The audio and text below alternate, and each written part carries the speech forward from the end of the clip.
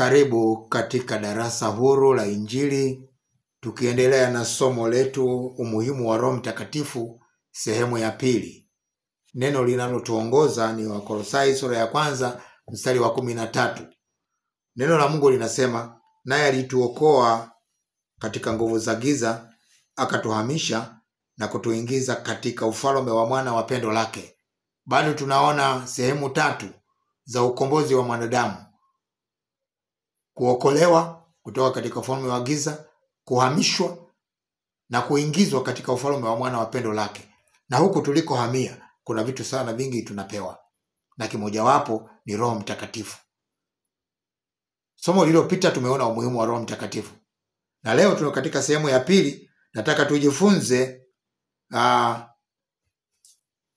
mbadala wa Roho Mtakatifu ambalo kanisa limejitafutia. Kanisa la leo limepoa, halina nguvu tena kama zile ambazo tulikuwa tunaziona katika uamsho wa Afrika Mashariki tukutendeleza. Ule uamsho ulikuwa na nguvu ya kipekee. Nguvu ya Mungu ilikuwa inatembea, nguvu ya Mungu ilikuwa inaonekana, nguvu ya kushuhudia, ushuhuda wa nyumba kwa nyumba, ushuhuda wa mtu kwa mtu ulikuwa unafanyika sana. Lakini leo hii ni kama kitu kilichopitwa na wakati, na wengi ukiwaeleza wanaona kama ni hadithi hivi na hawahusiki. Lakini Roho Mtakatifu hapitwi na wakati, kama vile Biblia inavyosema Yesu ni yeye yule jana na leo na hata milele. Yesu hawezi kupitwa na wakati, habadiliki. Nyakati zetu zikibadilika, tunabadilika sisi, lakini neno halipiti. Biblia inasema mbingu na nchi zitapita, lakini maneno yangu hayatapita kamwe. Roho Mtakatifu hapiti kamwe. Yesu Kristo hapitwi kamwe. Hivyo ni kanisa ndilo lililopata mbadala wa Roho Mtakatifu, na hili ni kosa kubwa. Kama vile tulivyoona umuhimu wa Roho Mtakatifu, Roho Mtakatifu ni muhimu, ndiyo moyo wa kanisa. Roho Mtakatifu ni muhimu, ndiyo injini ya kanisa. Kanisa likikosa Roho Mtakatifu inakuwa taasisi tu, inakuwa ni chombo tu cha dini, hakina nguvu yoyote. Kama ilivyo sasa madhehebu mengi na makanisa mengi, nguvu ya Roho Mtakatifu hamna. Kuna ikabodi ya hatari ya kutisha. Kanisa, amka, tumtafute kwa upya Roho Mtakatifu arudi katika nafasi yake ili tuweze kusonga. Kumbuka kuna andiko linasema Roho Mtakatifu ndiye anayetusaidia kuomba, katika Warumi sura ya 8 mstari wa 26, kwamba Roho Mtakatifu hutusaidia kuomba. Maana sisi hatujui kuomba jinsi tupasavyo. Kuomba tunajua, lakini kuomba jinsi inavyotupasa hatujui. Tunahitaji msaada wa Roho Mtakatifu. Sasa Roho Mtakatifu hatumpi nafasi, na Roho Mtakatifu ni gentleman. Ukimkataa anakubali kumkataa kwako, na ndio imetoka hivi. Ifike mahali tuweze kumrudisha Roho Mtakatifu. Lakini makanisa mengi, madhehebu mengi sana yamepata mbadala wa Roho Mtakatifu. Na mimi kwa jinsi Roho Mtakatifu alivyoniongoza, nimeona kuna pointi kama 6 hivi ambazo kanisa linatumia nafasi ya Roho Mtakatifu kutumia hivi vitu 6. Kitu cha kwanza, watumishi wengi wa Mungu sasa hivi wanatumia elimu na cheti walichosoma chuoni, theology, badala ya Roho Mtakatifu. Wanapoandaa masomo, badala ya kumtegemea Roho Mtakatifu na kumuuliza, wanaangalia notes za chuoni, wanaangalia aanzeje masomo yake na amalizeje kama alivyofundishwa chuoni. Sipingani na kusoma, lakini ninachopingana nacho ni pale unapopata elimu halafu elimu hiyo inachukua nafasi ya Roho Mtakatifu. Hapo ndipo kwenye ugomvi wa mimi na hayo mambo. Lazima Roho Mtakatifu awe juu ya elimu zetu. Elimu zetu zisaidiwe na Roho Mtakatifu, ziongozwe na Roho Mtakatifu, zisimamiwe na Roho Mtakatifu. Mpaka imefika sasa hivi katika madhehebu mengine, kama hujasoma chuo huwezi kupata nafasi ya kuhubiri. Wewe nenda kalime maharage huko, kalime ngwala, kalime wapi, uje utoe sadaka huko. Lakini kazi ya kuhubiri ina watu waliosoma. Lakini injili sio ya watu waliosoma tu. Injili ni ya watu wote. Uwe umeenda chuo, hujaenda chuo, una wito. Zamani walikuwa wanaangalia wito, lakini siku hizi anachukuliwa mtu yoyote tu, hata kama akakosa kazi ualimu huko, kasoma unesi, wasema basi akabahatisha na dini huko akasome. Wanaenda watu ambao hata hawajawahi kuokoka. Wanasoma tu kwa ajili ya mshahara, na ndio wanaolitesa kanisa, na ndio wanaolifisha kanisa, na ndio ambao wanamtumikia Mungu. Roho Mtakatifu yuko mbali.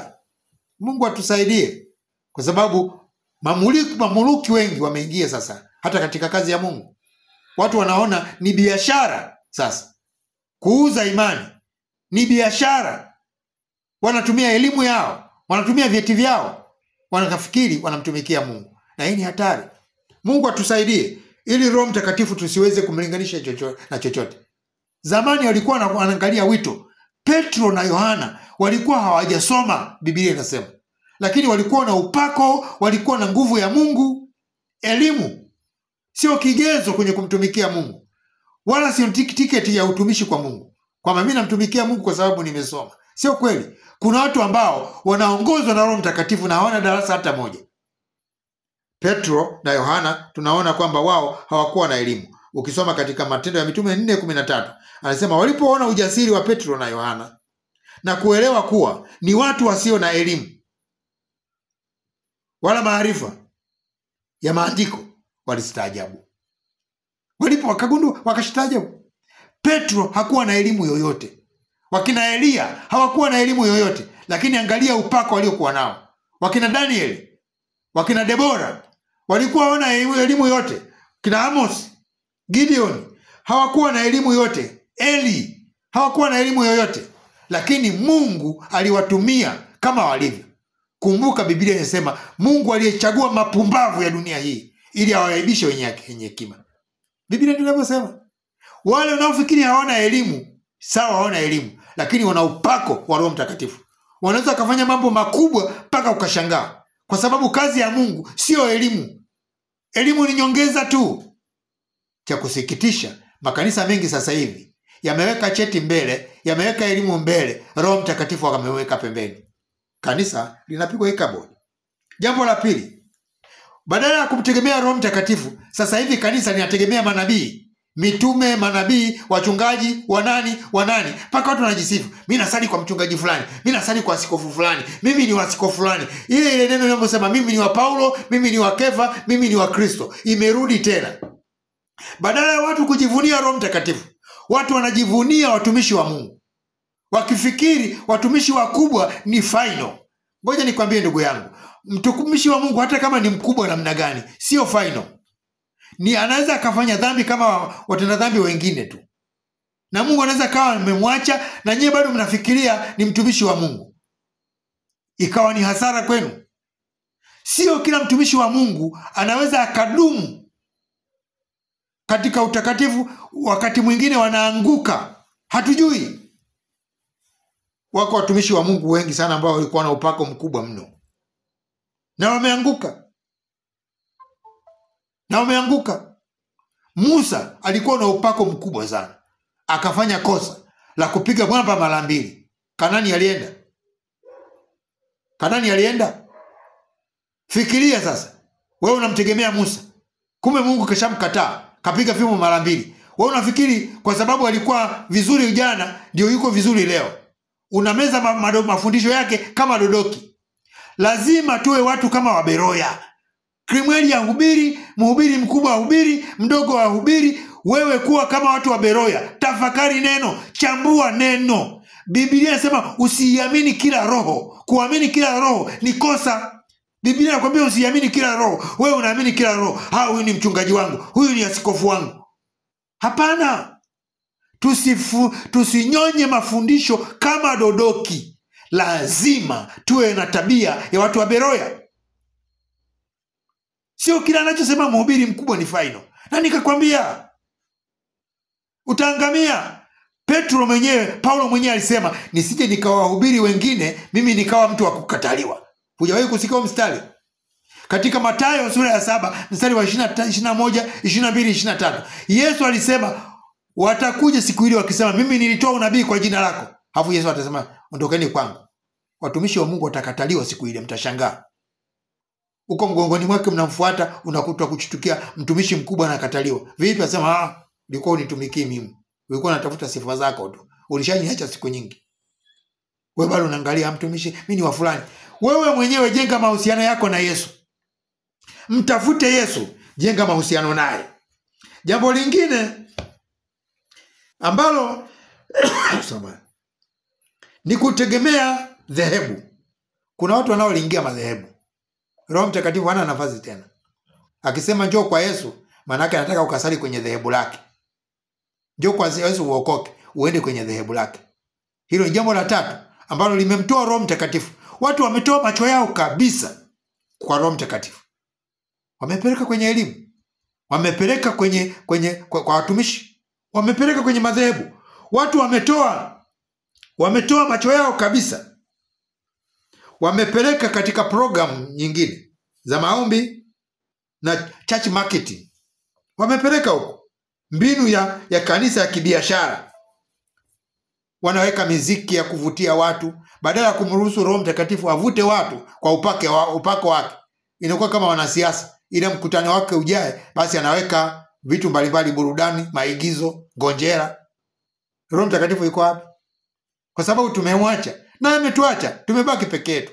Tuone namna ya kumrudisha Roho Mtakatifu. Na wengine baada ya kumtegemea Roho Mtakatifu wametegemea vikao, synod. Synod ikiamua ndio final. Hata kama Roho Mtakatifu kakataa, wanafuata synod. Hata kama wasio sawa na neno la Mungu, wanafuata synod. Hata kama Roho Mtakatifu anawasha taa, wanaangalia synod. Kanisa limemwacha Roho Mtakatifu. Lakini Roho Mtakatifu ni muhimu mno. Tuone ni wapi tulipojikwaa. Tumrudie Roho Mtakatifu kanisa. Tumrudie Roho Mtakatifu. Tumpe nafasi yake. Tumpe heshima yake. Ili kanisa lirudi katika upako wake. Katika kanisa hili la kunyakuliwa la nyakati za mwisho, lazima tumuhusishe Roho Mtakatifu. Kanisa ambalo litamuhusisha Roho Mtakatifu litaona ushindi, litaona baraka, litaona kuinuliwa. Ndugu yangu mpendwa, usinichukie. Huu ndio ukweli. Ukweli mchungu. Ni kweli tumemwacha Roho Mtakatifu. Tuingie kwenye toba na tumkaribishe kwa upya. Wewe binafsi, kama kanisa lako linakataa, wewe nani anakukataza? Jifungie kwenye chumba chako, omba, ita nguvu ya Roho Mtakatifu. Tubu. Jikabidhi kwa upya. Mwache Roho Mtakatifu atawale. Mwache kufundisha neno la Mungu. Mwache kukumbushe. Mwache kufundisha kuomba. Mwache Roho Mtakatifu. Mpe uhuru. Acha kujifunga. Usitumie akili zako. Jiachie. Nawe utaona ukikua na kuongezeka sana. Mungu akubariki. Uwe na muda mwema wa kutafakari ujumbe huu, ili tuweze kurudisha hadhi na nguvu ya Roho Mtakatifu.